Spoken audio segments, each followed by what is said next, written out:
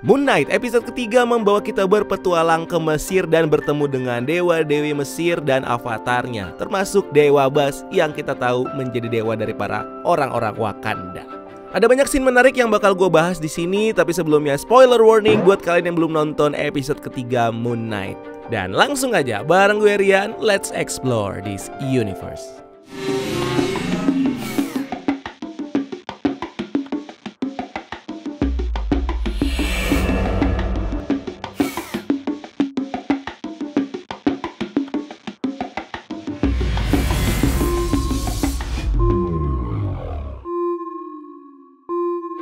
Opening scene di episode ini lumayan mereveal banyak hal, terutama tentang cerita dari karakter Layla El Fowli. Di sini Layla bertemu dengan ibu-ibu bernama Legaro yang membantunya mencetak paspor palsu untuk Layla pergi menyusul si Mark ke Mesir. Nah, dalam proses ini dia mulai membahas tentang masa lalunya Layla.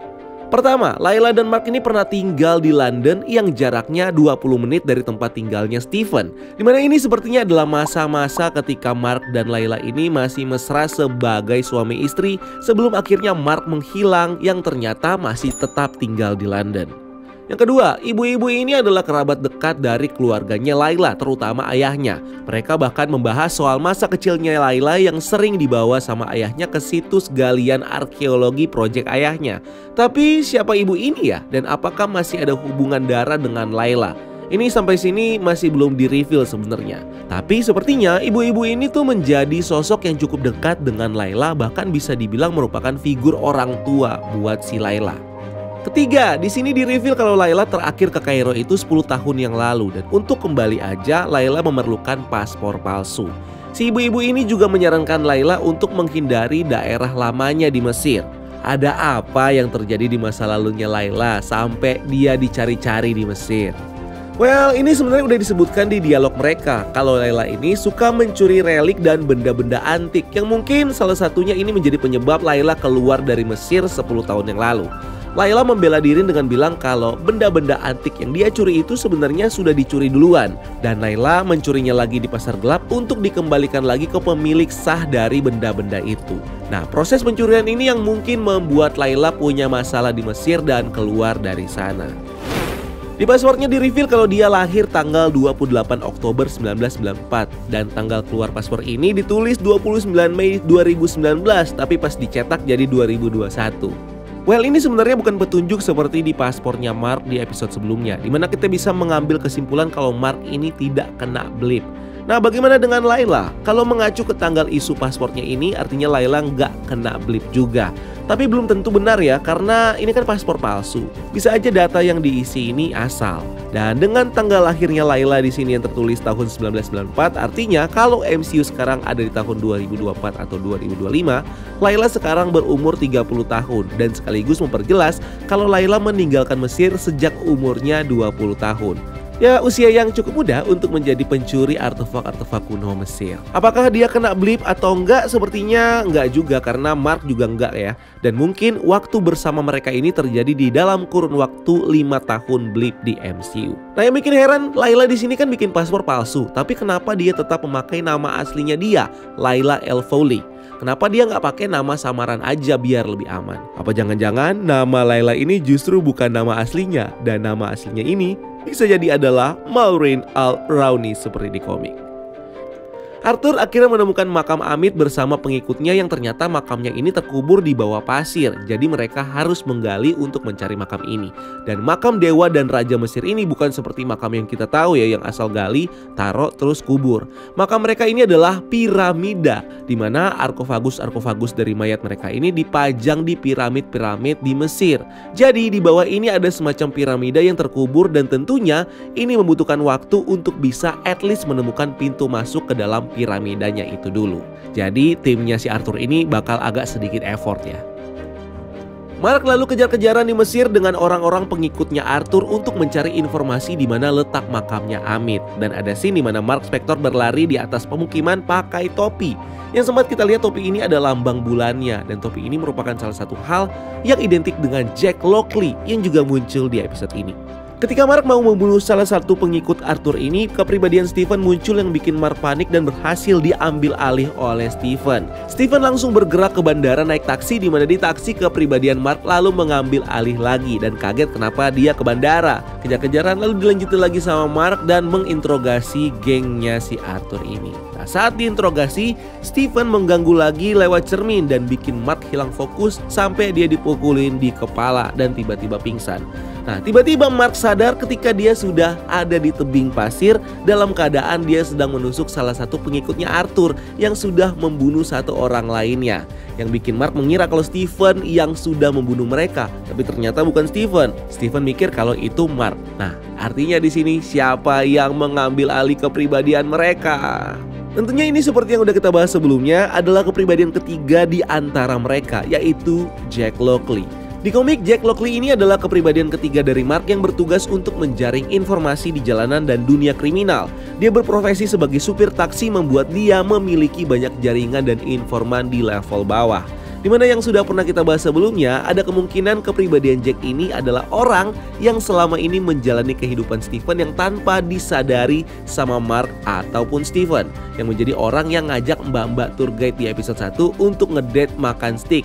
Karena tentunya ini bukan Stephen yang kita tahu cupu dan bukan Mark yang sudah menikah sama Layla. Jadi dengan munculnya kepribadian ketiga di sini semakin memperjelas kalau ada kemungkinan kepribadian Jack selama ini mengisi sela-sela dari kehidupan Stephen. Dan dari sifatnya yang oke-oke aja buat ngebunuh seperti di scene ini, dan juga bisa dibilang genit saat ngegodain si mbak-mbak tour guide, dan mungkin ada sifat-sifat nyeleneh lainnya dari si Jack ini. Nah, ini menjadi suatu hal yang menarik di antara kepribadian Mark yang ada di dalam tubuh mereka ini. Dan bisa jadi kepribadian Jack ini memantau secara diam-diam melalui penglihatan kedua kepribadiannya yang lain, yang kalau di sini divisualisasikan melalui cermin. Jadi bisa aja Jack selama ini mantau dan diam-diam aja ngelihat Mark dan Stephen rebutan badan, dan gak ada satupun dari Stephen atau Mark yang ngeh soal ini. Saking smoothnya si kepribadian Jack ini bersembunyi.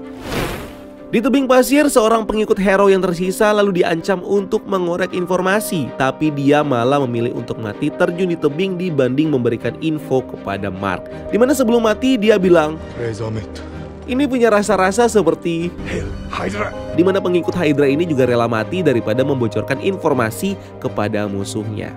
Nah, ini semakin memperjelas pengaruh kuat dari hero yang bisa membentuk kesetiaan dari para pengikutnya. Atau lebih jelas pengikutnya Amit yang saking hardcore-nya lebih memilih mending mati aja daripada jadi pengkhianat.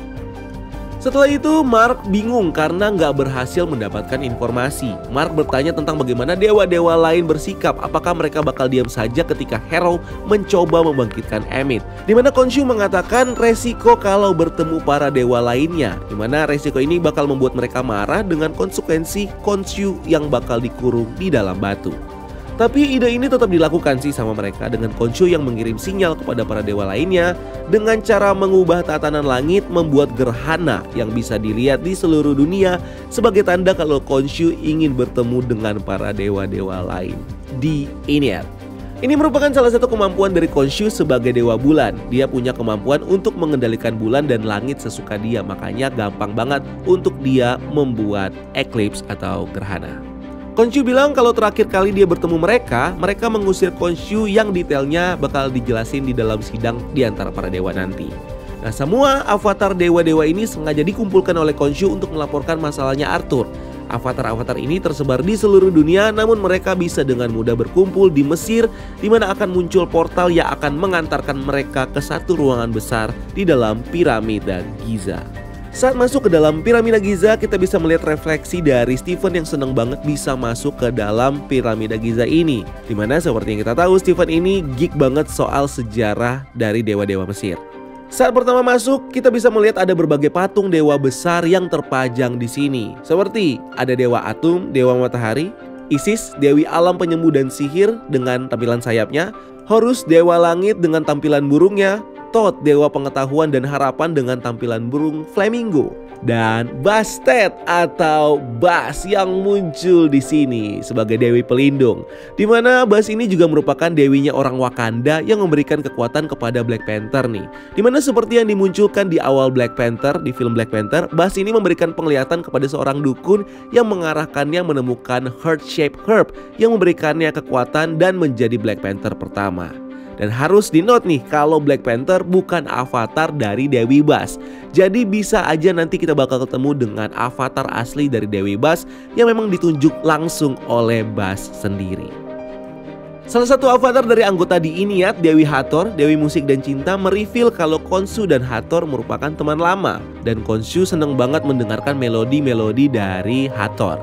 Nah, persidangan ini dihadiri oleh beberapa avatar dari para di Iniat. Ini ada Selim, avatar dari Osiris, dewa neraka dan kematian, yang merupakan ketua dari di Iniat ini. Lalu ada Yazil, avatar dari Hathor, dewi cinta dan musik. Avatarnya Horus yang nggak tahu namanya siapa. Avatar Tefnut yang merupakan dewi hujan, dan avatarnya Isis. Nah, hanya ada 5 dewa yang hadir di antara 9 dewa di Iniat. Dimana 9 dewa di Iniat ini udah pernah gue bahas di video episode 1. Dimana 4 dewa lainnya yang gak hadir di sini adalah ada Dewa Atung, dewa penciptaan. Lalu ada Shu, dewa udara, Geb, dewa bumi, dan Nephthys, dewa kematian. Nah, satu hal yang menarik adalah avatar dari Horus ini punya aksen yang familiar, sepertinya datang dari wilayah Afrika. Atau mungkin dia adalah orang Wakanda ya. Para dewa ini menggelar sidang dengan cara menggunakan tubuh avatar mereka untuk saling berbicara di sidang ini. Dimana diungkap kalau dulu Khonshu diusir karena hampir mengekspos keberadaan dari para dewa dan avatar-avatar dewa ini. Dan Khonshu membela dengan mengatakan kalau dia tidak meninggalkan manusia seperti yang dilakukan dewa-dewa lainnya. Dan dewa-dewa lainnya ini beranggapan kalau manusialah yang sudah meninggalkan mereka, bukan mereka yang meninggalkan manusia. Para dewa ini menunjuk dan mempercayai avatarnya untuk menjalankan misinya tanpa mengundang perhatian seperti yang kerap dilakukan Khonshu dengan avatarnya, yang malah menggunakan kekuatan Khonshu untuk mengubah langit, dan avatarnya yang malah menjadi superhero Moon Knight. Khonshu menyindir mereka yang bersembunyi di kehampaan yang beresiko mereka kehilangan realm ini atau dunia ini. Dimana ini merefer kepada tempat di mana para dewa-dewi ini tinggal, yang kalau di komik berada di satu pocket dimension bernama Celestial Heliopolis. Atau malah kehampaan yang dimaksud Khonshu ini adalah istilah dari mereka yang lebih memilih bersembunyi di balik avatarnya dibanding keluar dan terlibat dengan manusia seperti yang dilakukan oleh Khonshu. Nah, para dewa ini menunjuk avatarnya hanya untuk mengamati dan memutuskan untuk tidak ikut campur tangan dengan urusan manusia, yang mirip-mirip dengan apa yang dilakukan sama The Watcher. Nah, di sidang itu dipanggil juga Arthur Harrow, pihak yang tertuduh, mantan avatarnya Khonshu, yang malah mengatakan berbagai kebohongan di sidang ini dan malah manipulatif dengan merubah fokus dari para dewa ke avatarnya Khonshu, si Mark Spector, yang memiliki masalah mental dengan kepribadian ganda. Nah, isu yang dibahas tentang Arthur pun ini hilang di dalam topik pembahasan di sidang ini, yang justru berfokus kepada isunya Mark yang dicurigai dieksploitasi sama Khonshu. Dan hasil dari sidang ini tentunya tidak sesuai dengan yang Mark dan Khonshu inginkan. Avatar Yazil lalu percaya kepada Khonshu, lalu memberikan cara lain yang mungkin bisa ditempuh untuk menemukan makam Ammit, di mana lokasi makam Ammit ini bahkan disembunyikan dari para dewa.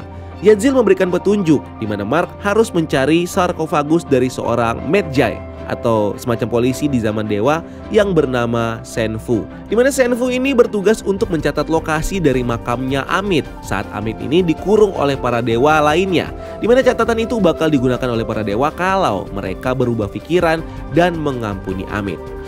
Well, di sini gue jadi kepo nih sebenarnya. Artinya Ammit dulu pernah berbuat kesalahan sampai sengaja diumpetin biar nggak dibangkitin lagi. Pencarian Mark dimulai dengan nanyain orang-orang di pasar. Mark di sini pakai topi hitam dengan lambang mirip bulan yang nge-refer kepada karakter Jack Lockley yang memang ahli dalam mengumpulkan informasi di jalanan, yang sering juga pakai topi. Tapi ini bukan Jack ya, ini masih Mark yang sedang menyamar memang. Dan di pasar dia lalu disamperin sama Layla yang ternyata mengikuti Mark sampai ke Mesir. Dimana Layla di sini cukup hati-hati menyembunyikan identitasnya ya, karena masih takut dia dicari nih sama orang-orang Kairo karena kasusnya dia dulu.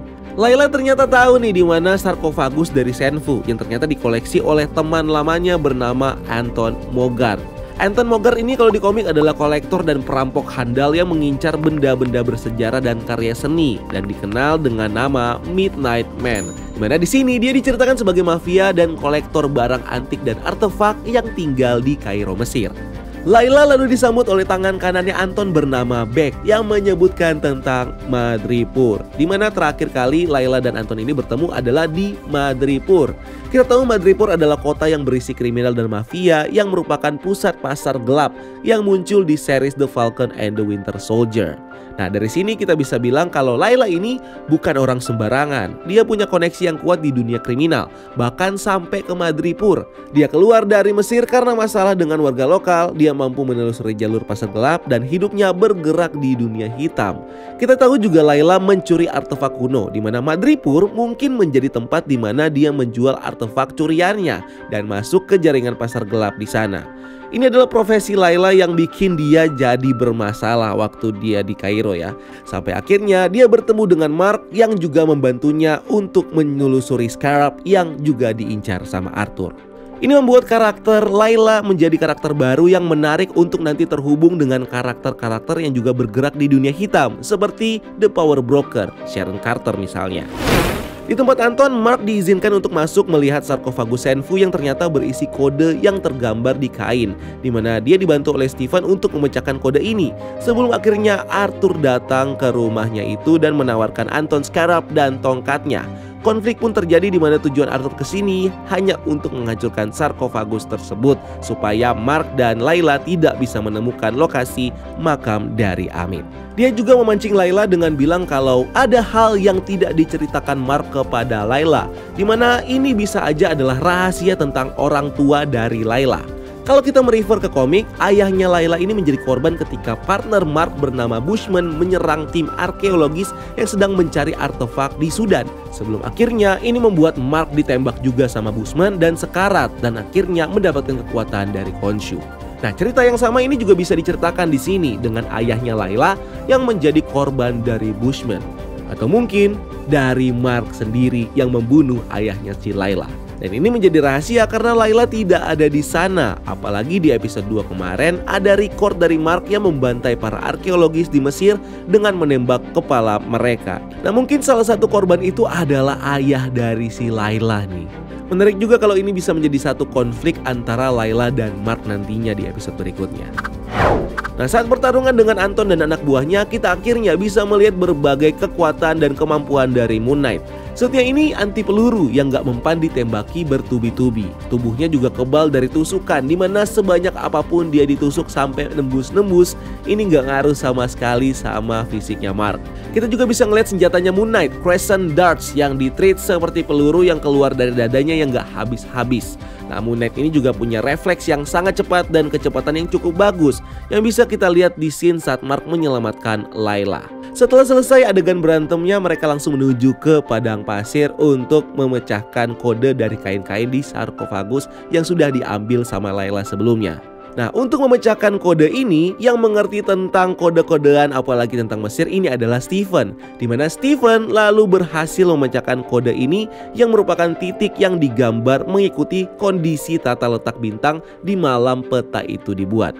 Di mana ini yang menjadi kendala karena kondisi langitnya ini jelas berbeda dengan yang ada di 2000 tahun yang lalu. Khonshu akhirnya melakukan pengorbanan dengan mengembalikan lagi kondisi langit ke 2000 tahun yang lalu. Mengubah langit lagi artinya menantang para dewa di Iniat yang udah nge-warning dia supaya tidak mengacak-acak kondisi langit lagi. Dan terpaksa para di Iniat ini memberikan Khonshu hukuman dengan mengurungnya ke dalam patung batu yang sekaligus membuat Mark dan Stephen kehilangan kekuatan Moon Knight mereka. Nah, itu artinya kostum dan kekuatan Moon Knight ini sangat menempel dengan Khonshu ya. Jadi kalau Khonshu tidak ada, Mark tidak bisa mendapatkan kekuatannya.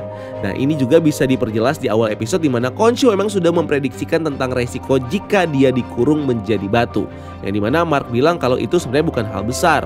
Dan Khonshu mempertegas kepada Mark, kita lihat aja lu bisa apa nih tanpa healing armor dari gue. Yang artinya tanpa Khonshu, Mark tidak bisa mendapatkan kekuatannya. So, kali ini dia berjalan sendiri sebagai manusia biasa tanpa kekuatan.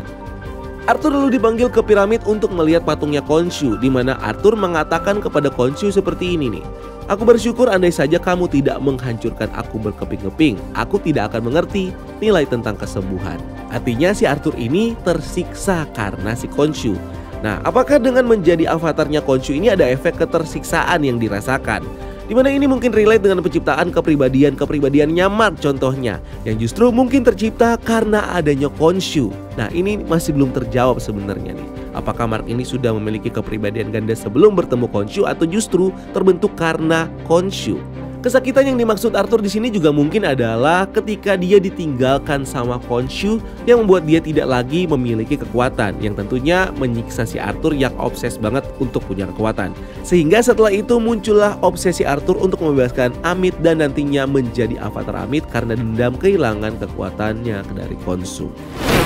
Well, sebenarnya masih ada 3 episode lagi yang bakal menjawab pertanyaan-pertanyaan yang muncul setelah kita nonton 3 episode Moon Knight ini. Tapi yang jelas, hal-hal menarik seperti siapa yang lebih dulu bakal nemuin makam Amit, munculnya kepribadian ketiga Mark si Jack Lockley, dan nasib dari Khonshu ini masih jadi sesuatu yang bikin kita penasaran untuk ngeliat ke depannya bakal seperti apa. So, kita lihat aja nanti episode keempat bakal seseru apa. Kalau kalian mungkin punya teori atau menemukan berbagai detail yang penting yang gak gue bahas di sini, silahkan tulis di kolom komentar di bawah ya untuk jadi bahan diskusi kita nih guys. So thank you guys sudah nonton video ini. Jangan lupa untuk like dan subscribe sebagai bentuk dukungan kalian buat channel ini. Dan jangan lupa follow kita juga di TikTok dan Instagram. Dan jangan lupa juga lakukan satu kebaikan hari ini. Thank you udah nonton video ini. Gua Rian, until next time, keep exploring the multiverse.